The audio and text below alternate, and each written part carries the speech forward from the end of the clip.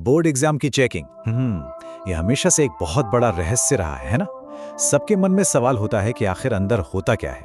तो आज हम इसी रहस्य से पर्दा उठाने वाले हैं। देखिए, ये समझना कि कॉपियां असल में चेक कैसे होती हैं, अच्छे मार्क्स लाने की तरफ सबसे पहला और सबसे जरूरी कदम है। एक बार ये पता चल जाए तो ये भी समझ आ जाता है कि जवाब लिखने का सही तरीका क्या है। तो चलिए इस पूरी प्रक्रिया को डिकोड करते हैं। ज्यादातर स्टूडेंट्स को यही डर सताता है कि टीचर उनकी आंसर शीट की हर एक लाइन को, एक एक शब्द को बहुत ध्यान से पढ़ते हैं। लेकिन क्या ये सच में होता है या ये बस एक मिथक है? सच तो ये है कि ये सोचना ज्यादातर मामलों में गलत है। असल में बोर्ड एग्जाम में कॉपी चेक करने का एक पूरा सिस्टम बना हुआ है। ये किसी टीचर की पसंद या नापसंद पर बिल्कुल नहीं चलता। अगर कोई स्टूडेंट उस सिस्टम को समझ ले और उसके हिसाब से अपने जवाब लिखे तो नंबर कटने की गुंजाइश बहुत बहुत कम हो जाती है। तो पहला सीक्रेट क्या है?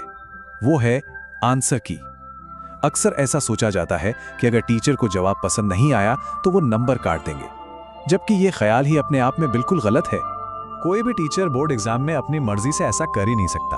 हाँ, हो सकता है स्कूल के एग्जाम में ऐसा हो, लेकिन बोर्ड्स में नहीं। और इसकी वजह बहुत सीधी सादी है। हर टीचर को कॉपी चेक करते वक्त एक आंसर की दी जाती है।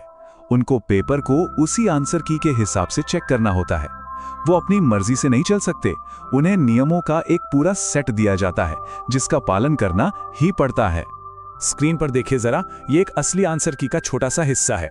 इसमें साफ साफ लिखा है कि किस पॉइंट के लिए कितने मार्क्स देने हैं। सब कुछ पहले से तय होता है ताकि चेकिंग में किसी भी तरह का कोई भेदभाव ना हो पाए। अच्छा, अब आते हैं दूसरे और शायद सबसे जरूरी सीक्रेट पर, और वो है स्टेप मार्किंग। सोचिए, कोई मैथ्स का सवाल हल कर रहा है और उसका आधा जवाब तो सही है लेकिन आधा गलत हो गया। तो क्या होगा? क्या उसे 0 मिलेगा? नहीं, बिल्कुल नहीं। जवाब है कि मार्क्स मिलेंगे। और क्यों मिलेंगे?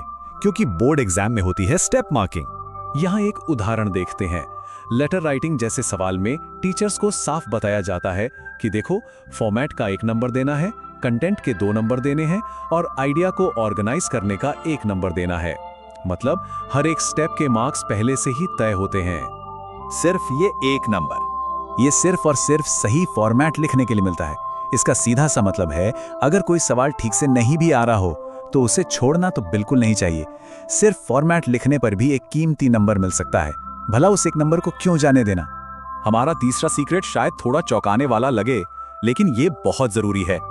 जवाब हमेशा ऑफिशियल टेक्स्ट बुक से ही लिखना चाहिए। चलिए देखते हैं कि ऐसा क्यों है। उदाहरण के लिए इस आंसर की को देखिए। इसमें पॉलिटिकल पार्टीज पर जो पॉइंट्स दिए गए हैं वो शब्द दर शब्द ऑफिशियल टेक्स्ट बुक से उठाए गए हैं।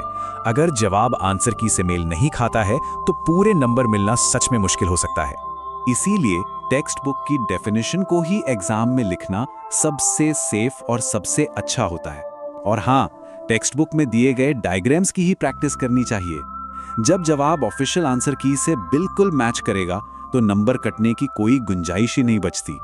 तो अब बात करते हैं प्रेजेंटेशन की। क्या सच में अच्छा सजा सजा कर लिखने से मार्क्स बढ़ते हैं?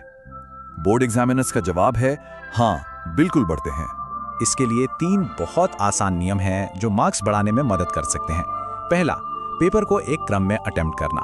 दूसरा, रफ काम के लिए हमेशा आखिरी पन्नों का इस्तेमाल करना। और तीसरा, कीवर्ड्स को हाईलाइट करना। बहुत से स्टूडेंट्स क्या करते हैं कि आंसर शीट के साइड में ही कैलकुलेशन करने लगते हैं। इससे पेपर की प्रेजेंटेशन खराब हो जाती है। इसकी जगह आखिरी के पन्नों पर रफ वर्क हेडिंग डालकर सारा रफ काम वहां करना चाहिए। इससे पेपर एकदम साफ सुथरा लगता है। जब जवाबों में जरूरी शब्दों को अंडरलाइन किया जाता है तो एग्जामिनर की नजर सीधे उन पर पड़ती है। इससे उनका काम बहुत आसान हो जाता है। वो समझ जाते हैं कि स्टूडेंट को जवाब आता है और कई बार तो पूरा जवाब पढ़े बिना ही पूरे नंबर देकर आगे बढ़ जाते हैं। और अब हम आ गए हैं अपने सबसे जरूरी और आखिरी सीक्रेट पर। ये उन सभी स्टूडेंट्स के लिए है जो परेशान हैं और जिन्हें ये लग रहा है कि बोर्ड एग्जाम में कुछ नहीं हो पाएगा। ये बात बिल्कुल सच है। बोर्ड एग्जामिनर्स मार्क्स काटने के बहाने नहीं ढूंढते, बल्कि वो तो मार्क्स देने के बहाने ढूंढते हैं। कई टीचर्स से बात करने पर यही पता चलता है कि वो खुद चाहते हैं कि हर स्टूडेंट पास हो जाए। वो किसी को फेल करने के इरादे से कॉपी चेक करने नहीं बैठते। इसका सीधा सा मतलब है कि कोई भी जवाब छोड़ना नहीं है। अगर कोई सवाल नहीं भी आ रहा तो उस चैप्टर से जुड़ा जो कुछ भी याद हो वो लिख देना चाहिए। अगर कोई स्टूडेंट पासिंग मार्क्स से बस थोड़ा ही दूर है तो टीचर्स अक्सर ऐसी कोशिशों पर ग्रेस मार्क्स देकर पास कर देते हैं। तो अब बोर्ड एग्जाम की चेकिंग के सारे सीक्रेट्स सामने हैं। ये कोई डरावनी चीज नहीं, बल्कि एक सिस्टम है, एक खेल है जिसके अपने कुछ नियम हैं। अब सवाल यह है कि इन नियमों को जानने के बाद इस खेल को कैसे खेला जाएगा। सही स्ट्रैटेजी के साथ ये एग्जाम हर स्टूडेंट के लिए बेहतरीन हो सकता है। बस खुद पर भरोसा रखने की जरूरत है।